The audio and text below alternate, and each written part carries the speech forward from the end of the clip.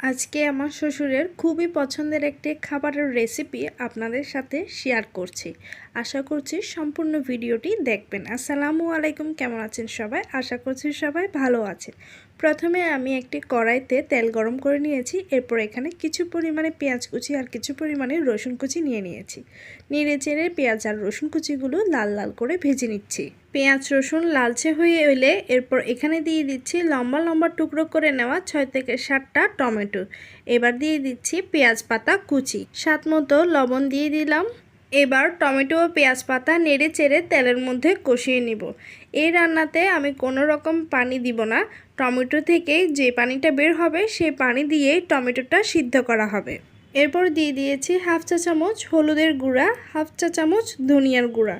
এখানে চাইলে মরিচের গুঁড়াও দেওয়া যায়, কিন্তু আমি মরিচের গুঁড়াটা স্কিপ করেছি। যেহেতু আমার মেয়ে খাবে সেজন্য আমি মরিচের গুঁড়া দিইনি।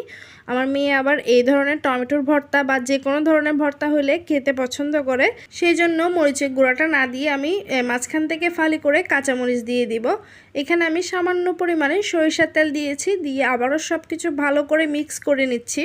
এবার এখানে দিয়ে দিচ্ছি মাঝখান থেকে ফালি করা 4টা কাঁচামরিচ আর ধনিয়া পাতা কুচি দিয়ে আমি আবার একটু নেড়ে চেড়ে দিব। শীতকালে প্রচুর পরিমাণে টমেটো পাওয়া যায় আর টমেটোর দামও কম থাকে, তাই এভাবে করে টমেটোর চাটনি বা ভর্তা যে যেটাই বলেন এভাবে করে তৈরি করে গরম গরম ভাতের সাথে খেতে ভালোই লাগে। টমেটোর এই চাটনিটা আমার শ্বশুরের খুবই পছন্দের খাবার ছিল। শীতকাল এলে প্রায় প্রতিদিনই উনি এই টমেটোর চাটনিটা নিজেই তৈরি করে খেয়ে নিত। আজকের এই ভিডিওটি এখানেই শেষ করলাম। আশা করছি সবার কাছে ভালো লাগবে। ভালো লাগলে অবশ্যই কমেন্ট করে জানাবেন। সবাই ভালো থাকবেন, সুস্থ থাকবেন। আসসালামু আলাইকুম, আল্লাহ হাফেজ।